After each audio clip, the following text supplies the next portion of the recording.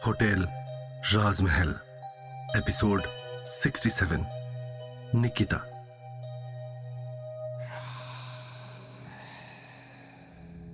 विशाल मल्लिका का गुस्सैल रूप देखकर बहुत ज्यादा हैरान रह जाता है। विशाल मन ही मन दिव्या को चाहने लगा है और यही वजह है कि वो किसी भी कीमत पर दिव्या से अलग नहीं हो सकता। लेकिन मल्लिका का यह गुस्सा झेल पाना शायद उसके लिए काफी मुश्किल होगा। मगर फिर भी उसने अपनी सारी हिम्मत जुटाई और मल्लिका की तरफ देखते हुए जवाब दिया, अब आप मुझे और कितना बर्बाद करेंगी? मेरी जिंदगी तो पहले ही नरक बन चुकी है। मैं एक ऐसी जिंदगी जी रहा हूं जिस पर मेरा कोई काबू नहीं है। मैं कहां जाता हूं, क्या करता हूं, ये सब आपकी मर्जी से तो हो रहा है। तो अब अगर आप मुझे जान से मार देना चाहती हैं तो मैं आपको कुछ नहीं कहूंगा, क्योंकि ऐसी जिंदगी जीने से तो अच्छा है कि मैं मर जाऊं। विशाल की यह बात सुनकर मल्लिका का गुस्सा और बढ़ जाता है। तो क्या करेगी अब मल्लिका? क्या मल्लिका विशाल को जाने देगी या फिर विशाल की जान ही ले लेगी? विशाल की बात सुनकर अचानक से मल्लिका जोर जोर से हंसने लगती है। मल्लिका की हंसी की तेज होती आवाज के साथ साथ धीरे धीरे कमरे की दीवारों के साथ पूरा होटल भी मल्लिका की हंसी में शामिल होने लगता है। विशाल घबराकर उन आने वाली हंसी को सुनकर अपने चारों तरफ देखने लगा, मगर उसे कोई भी नजर नहीं आया। उन हंसी ठहाकों की आवाजों से विशाल को अपने अंदर एक अजीब सी घबराहट महसूस होने लगी और विशाल को ऐसा लग रहा है मानो वो कई सारे लोगों से घिरा हुआ हो, मगर उसे अपने सामने एक भी इंसान नहीं दिख रहा। और विशाल को लोगों के हंसी के साथ साथ चलने की आवाजें भी आने लगी। तभी विशाल को ऐसा लगा कि बहुत सारे लोग एक साथ घूरते हुए उसके ही तरफ लगातार बढ़ रहे हों। विशाल धीरे धीरे पीछे की तरफ हटते जाता है। विशाल को इस वक्त ऐसा लग रहा है जैसे उसकी मौत उसके काफी नजदीक खड़ी हो। तभी अचानक से सब कुछ शांत हो जाता है। उस कमरे में चल रही तेज हवाएं बिल्कुल बंद हो गई और अब विशाल को किसी भी तरह की हंसने की आवाज या फिर चलने की आवाजें नहीं आ रही हैं। वो समझ नहीं पा रहा है कि आखिर मल्लिका के दिमाग में चल क्या रहा है। और उसी वक्त उसके कानों में मल्लिका की धीमी सी फुसफुसाहट भरी आवाज आई, तुम यहां से जा सकते हो विशाल, जाओ, जाकर रिसेप्शन पर अपनी ड्यूटी करो। इस आवाज को सुनकर विशाल सन्न रह गया और विशाल के रोंगटे छूट गए।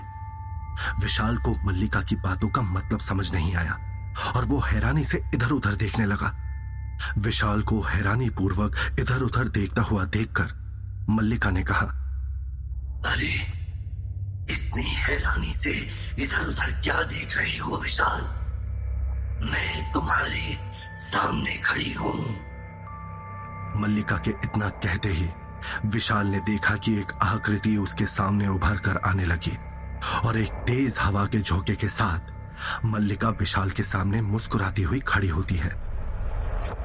अभी तो तुम्हें मेरे होटल राजमहल की आत्माओं को उनका इंसाफ दिलवाना है, इसीलिए अभी मैं तुम्हें नहीं मारना चाहती, लेकिन तुम्हारी जिंदगी का मैं वो हाल कर दूंगी कि तुम मरने के लिए मेरे सामने भीख मांगोगे, लेकिन मैं तुम्हें मरने भी नहीं दूंगी। मल्लिका ने चीखकर अपनी खौफनाक हंसी हंसते हुए विशाल की तरफ अपनी लाल लाल आंखें करते हुए कहा। विशाल तुरंत उठ खड़ा हो जाता है और हैरान परेशान सा मल्लिका की तरफ देखने लगता है। आज विशाल को मल्लिका का बर्ताव पहले के दिनों से काफी अलग नजर आ रहा है। मल्लिका कभी विशाल से अपनी खौफनाक आवाज में चिल्लाने लगती तो कभी उस पर जोरों से हंसने लगती। अब तुम यहाँ खड़े खड़े क्या कर रहे हो? जाओ रिसेप्शन डेस्क पर अपनी ड्यूटी पूरी करो और बचा लो अपनी दिव्या को। मल्लिका ने एक बार फिर अपनी डरावनी और सख्त आवाज में कहा। उस आवाज की वजह से होटल राजमहल में लगी सारी पेंटिंग्स ऐसे हिलने लगी मानो वहां भूकंप आ गया हो। यह सुनकर विशाल हैरान रह गया। विशाल भी खुद को संभालता हुआ बिना कोई जवाब दिए भागता हुआ वहां से रिसेप्शन डेस्क की तरफ चला गया। तभी एक बार फिर मल्लिका की डरावनी हैवानियत भरी आवाज उसके कानों में आई और वो चलते चलते अपनी जगह पर रुक गया। ये मत समझना कि मैं अभी तुम्हें यहाँ से जाने दे रही हूँ तो तुम बच गए हो। आगे अब जो कुछ भी होगा उसके जिम्मेदार सिर्फ तुम होगे विशाल, सिर्फ तुम। इस बार मल्लिका की आवाज इतनी तेज होती है कि विशाल को अपने कान तक बंद करने पड़ जाते हैं। विशाल को ऐसा महसूस हुआ जैसे उस आवाज के साथ साथ और भी कई लोगों की आवाजें साथ आ रही हों। मल्लिका के इस धमकी को सुनकर विशाल को कोई फर्क नहीं पड़ता और वो दिव्या की फिक्र करता हुआ भागता चला जाता है। विशाल को उस होटल राजमहल में पसरे मनहूस सन्नाटे में अपने दिल की धड़कन तक साफ सुनाई दे रही होती है। उसके जाने के बाद मल्लिका के चेहरे पर एक स्माइल आ गई, जैसे उसके दिमाग में कुछ चल रहा हो। मगर मल्लिका के दिमाग के खुराफात जान पाना इस वक्त किसी के लिए भी मुमकिन नहीं है। नीचे पहुंचते ही विशाल ने देखा कि दिव्या एक किनारे पर घुटनों से अपना मुंह छुपाए बुरी तरह से कांप रही है। दिव्या को इस हालत में देखकर विशाल हक्का बक्का रह गया और भागकर उसके पास गया। दिव्या, क्या हुआ तुम्हें? विशाल की आवाज सुनकर दिव्या ने ऊपर देखा और रोते हुए विशाल को गले से लगा लिया। वो लोग मुझे मार देंगे। दिव्या इतना ज्यादा दहशत में है कि वो अपनी बात भी पूरी नहीं कर पा रही है। विशाल ने उसे समझाते हुए कहा, कोई कुछ नहीं करेगा, कुछ नहीं होगा तुम्हें, मैं आ गया हूं ना यहां। इतना कहकर विशाल दिव्या को ले जाकर रिसेप्शन डेस्क पर बैठ जाता है। पूरे होटल राजमहल में इस वक्त इतनी शांति है कि घड़ी की सुइयों की टिक टिक आवाज और विशाल की सांसों की आवाज साफ साफ सुनाई दे रही है। तभी दिव्या को डेस्क के सामने लगी पेंटिंग में कोई हरकत होती हुई दिखाई दी। दिव्या को ऐसा महसूस होता है कि सामने पेंटिंग में मौजूद शख्स जैसे एकटक उसे ही देख रहा हो और दिव्या के देखते ही देखते उस पेंटिंग में मौजूद शख्स की आंखों से खून बहने लगता है। ये देखकर दिव्या की चीख निकल जाती है। तभी चारों तरफ से आवाज आती है, विशाल दिव्या की चीख सुन कुछ कर पाए कि तभी अचानक से होटल राजमहल के दरवाजे अपने आप एक धड़ाक की तेज आवाज के साथ खुल गए। उन दरवाजों को खुलता हुआ देखकर दिव्या और विशाल दोनों का ध्यान उस ओर ही चला गया और दोनों हैरानी से उसी तरफ देखने लगे। उस सन्नाटे को चीरती हुई किसी के कदमों की आहट दोनों को अपने पास आती सुनाई दी। ठक ठक ठक ठक ठक करती हुई वो तेज आवाज उन्हीं की तरफ बढ़ती चली आ रही है। तभी उन्हें अंधेरे में से किसी शख्स की परछाई नजर आई। वो एक लड़की की है जिसने काफी ऊंची हील्स पहनी हुई है। उसकी शॉर्ट ड्रेस और उसका बोल्ड आई मेकअप उसे काफी ज्यादा हॉट और ब्यूटीफुल बना रहा है। इस लड़की की उम्र लगभग 18-19 साल होगी। उसका फिगर किसी बॉलीवुड की हीरोइन की तरह काफी अट्रैक्टिव लग रहा है। उस अनजान लड़की को अंदर आते हुए देखकर विशाल के होश उड़ जाते हैं। विशाल का मुंह खुला का खुला रह जाता है और हैरानी से उसकी आंखें बहुत बड़ी हो जाती है।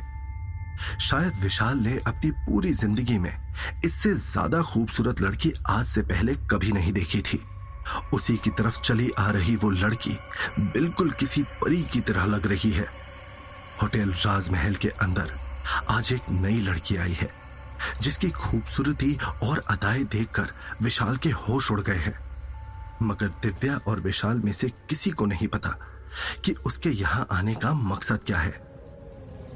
एक्सक्यूज मी, क्या आप लोगों के पास कोई रूम अवेलेबल होगा? उसने अंदर आकर रिसेप्शन डेस्क पर नीचे की तरफ झुकते हुए विशाल से पूछा। नीचे झुकने की वजह से उस लड़की के ड्रेस की नेकलाइन और भी ज्यादा बड़ी हो गई। और विशाल को उसकी भारों की दरार साफ नजर आने लगी। ये सब देखकर एक बार को विशाल का मुंह खुला का खुला रह गया और वो उस लड़की की बात का जवाब देना ही भूल गया। विशाल बिना पल के झपकाए एक टक बस उस लड़की को ही देखे जा रहा होता है। दिव्या ने विशाल की इस हालत की तरफ देखा और फिर काफी ज्यादा नाराज हो गई, मगर उसने फिर भी अपने आप पर काबू पाते हुए उस लड़की की तरफ अपना चेहरा घुमाया और जवाब दिया, सॉरी, लेकिन हमारे पास इस वक्त कोई भी रूम अवेलेबल नहीं है। लेकिन ऐसा कैसे हो सकता है?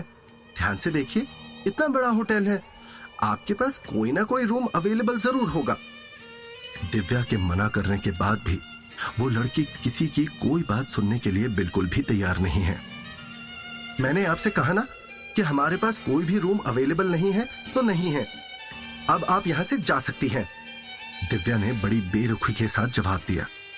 तभी उस लड़की ने आहें भरते हुए विशाल की ओर देखते हुए कहा, आप कुछ कीजिए ना, देखिए कोई ना कोई रूम खाली जरूर होगा। आप जरा मुझे लोगों का एंट्री रजिस्टर दिखाइए, निकालिए उसे अभी के अभी बाहर। इतना सुनते ही विशाल ने मुस्कुराते हुए उस लड़की की तरफ देखते हुए जवाब दिया, मैम आप प्लीज अपसेट मत होइए, हमारे पास सच में कोई भी रूम अवेलेबल नहीं है। अगर होता तो हम आपको इस तरह से वेट क्यों करवाते।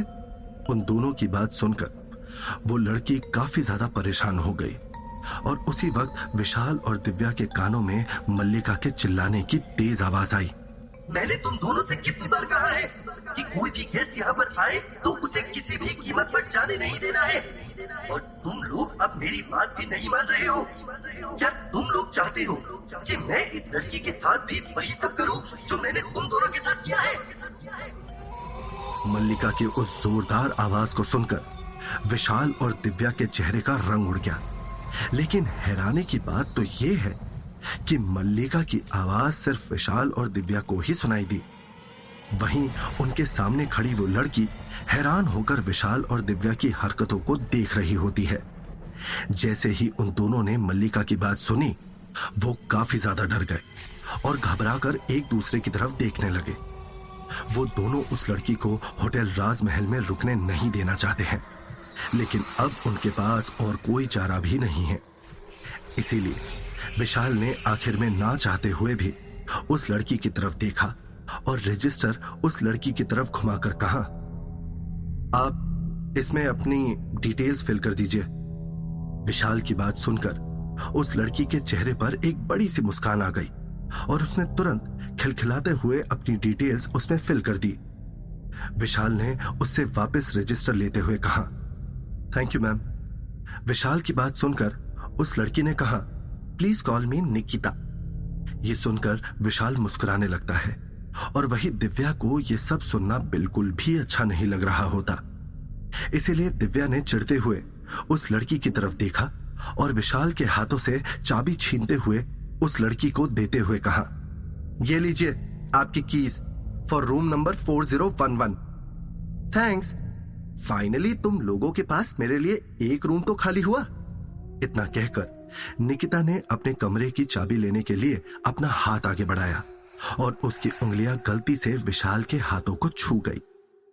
उन दोनों के हाथ वहीं पर रुक गए और वो दोनों एक दूसरे की तरफ देखने लगे।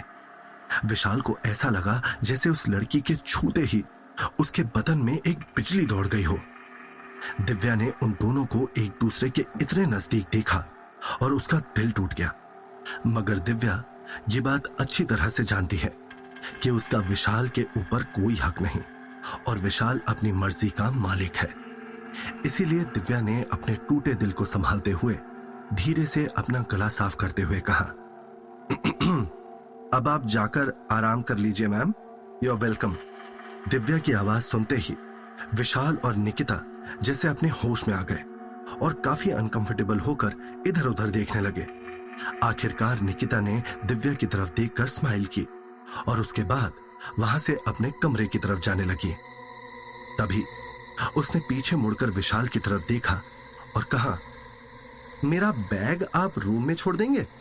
विशाल ने मुस्कुराते हुए कहा, हाँ हाँ क्यों नहीं, विशाल जैसे ही उसके पीछे जाने लगता है, दिव्या उसे रोकते हुए कहती है, तुम इसे छोड़ने नहीं जाओगे। विशाल ने भी धीरे से दिव्या से कहा, अरे वो हमारी गेस्ट है यार, उसका सामान तो छोड़कर आना पड़ेगा। ये कहते ही विशाल बैग लेकर निकिता के पीछे पीछे चला जाता है। रूम में जाकर विशाल जैसे ही निकिता का बैग रखता है तो उसकी नजर सामने खड़ी निकिता पर जाती है, जिसने विशाल के सामने ही अपने कपड़े उतारना शुरू कर दिया है। विशाल ये देखकर हक्का बक्का रह जाता है और फटाफट रूम से बाहर निकल जाता है। निकिता विशाल की इस हरकत पर मुस्कुराने लगती है। विशाल के आ जाने के बाद दिव्या ने अपना सर चुपचाप नीचे की तरफ झुका लिया। दिव्या के चेहरे का रंग उतर गया है और उसने बिना विशाल की तरफ देखे बड़बड़ाते हुए विशाल से कहा कि आजकल की लड़कियां भी ना, इन्हें तो कपड़े पहनने की बिल्कुल तमीज ही नहीं है। क्या? विशाल उसकी बात सुनकर एक पल के लिए हैरान हो गया। विशाल को समझ में नहीं आ रहा होता है कि आखिर दिव्या को हुआ क्या है जो वो ये बातें कर रही है। दिव्या ने अपनी पलकें उठाकर एक पल के लिए विशाल की तरफ देखा और गुस्से में कहा, और नहीं तो क्या, कौन इतने छोटे छोटे कपड़े पहनता है? ऐसी लड़कियां ना बहुत चालाक होती हैं, सिर्फ लड़कों को फंसाने के लिए इस तरह के छोटे छोटे कपड़े पहनती है, और तुम्हारे जैसे लड़के इनको देखते ही इन पर मर मिटते हैं। ये सुनकर विशाल हैरान होकर कहता है, तुम्हारे कहने का मतलब क्या है? दिव्या ने उसकी तरफ घूरते हुए कहा, तुम ना सिर्फ मेरे हो, और अगर तुमने किसी और को देखा भी ना तो तुम्हारी आंखें नोच लूंगी, बड़े आए। दिव्या की आवाज साफ बता रही है कि उसे निकिता से जलन हो रही है। दिव्या, तुम पागल हो गई हो क्या? तुम ये कुछ भी बोले जा रही हो। अरे उस लड़की को अभी आए हुए एक दिन भी नहीं हुआ है और तुम अभी से उसको लेकर ऐसी बातें करने लगी। विशाल ने हैरानी से दिव्या की तरफ देखते हुए पूछा, लेकिन दिव्या ने विशाल की बात का कोई जवाब नहीं दिया। वहीं ऊपर अपने कमरे में मौजूद निकिता ने किसी को कॉल किया। हाँ, मैं होटल राजमहल पहुंच गई हूं और मैंने विशाल को देख भी लिया है। तुम फिक्र मत करो, बस कुछ ही दिनों में वो मेरे इशारों पर नाचना शुरू कर देगा। कौन है ये लड़की निकिता जो अभी अभी होटल राजमहल में आई है? किस मकसद से ये इस भूतिया होटल में आ पहुंची है? किससे बात करके उसने विशाल को अपने इशारों पर नाचने की बात कही है? जानने के लिए सुनिए होटल राजमहल, सिर्फ पॉकेट एफएम पर।